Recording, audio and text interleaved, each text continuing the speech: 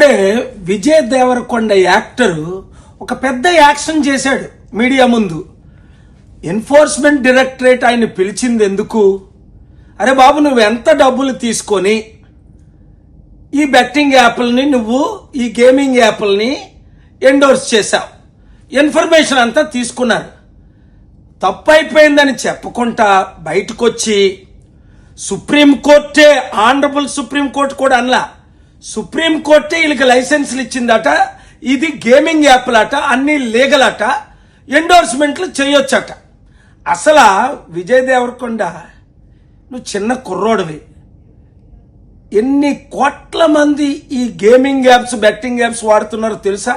అసలు ఈ యాప్లు Dream11 అన్నావే, A23, ఇవి తెలంగాణలో, ఆంధ్రాలో, ఒడిశాలో, కర్ణాటకలో అనేక రాష్ట్రాల్లో బ్యాన్ అయిందని నీకు తెలుసా?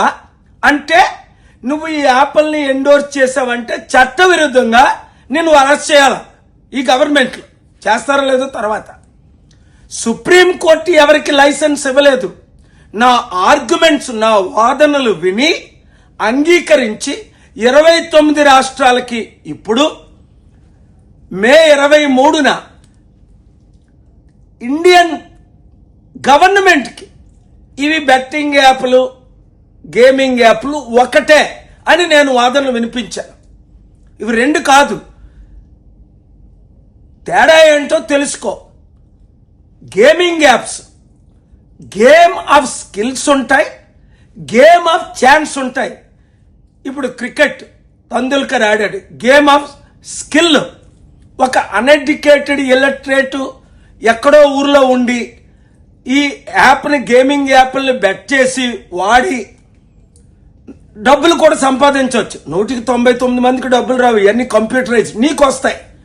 నీకు 10 కోట్లు వచ్చిందో 100 కోట్లు వచ్చిందో నాకు తెలియదు, కానీ ఇప్పుడు తక్షణమే నువ్వు క్షమాపణ చెప్పాలి. First step.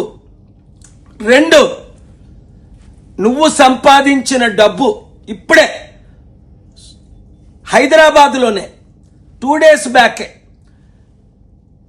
సురేష్ అనే వ్యక్తి కీర్తి అనే భార్యను వదిలేసి 6 సంవత్సరాల అమ్మాయిని విడిచిపెట్టి సూసైడ్ చేసుకున్నాడు. నీలాంటి వాళ్ళు ఉండబట్టే, నీ ఫ్యాన్స్ కొందరు పిచ్చోళ్ళు ఉంటారు, వాళ్ళందరికీ నువ్వేం చెప్తున్నావు? ఇప్పుడు ఇవన్నీ లీగలు, ఈ మీరు డౌన్లోడ్ చేసుకోవచ్చు అని నువ్వు డైరెక్ట్గా ఎండోర్స్ చేసావు మీడియా ముందుకు వచ్చి. అది చట్టవిరుద్ధం. చేస్తున్న పని అంతా ఇప్పుడు లీగల్ అంటావు. ఓకే, సిగరెట్ తాగడం లీగలే, మద్యం సేవించడం లీగలే, మరి అయ్యేందుకు నువ్వు ఎండోర్స్ చేయట్లేదు? వాళ్ళకి ఇవ్వలేదా డబ్బులు ఎండోర్స్ చేయమని? అందుకా ఎండోర్స్ చేస్తావా?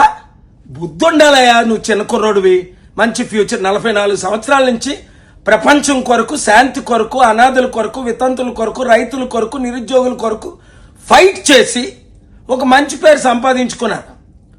సిగ్గు లేదు కనీసం?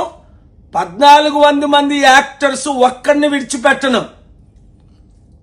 30 కోట్ల యువతీ యువకులకు నేను అండగా నిలబడతాను, వారి ప్రాణాలు కాపాడుతాను. నువ్వు మార్పు చెందితే 24 గంటల్లో ఓపెన్ క్షమాపణ చెప్పు, లేదంటే నెససరీ లీగల్ యాక్షన్స్ నేనే తీసుకోవాల్సి ఉంటుంది.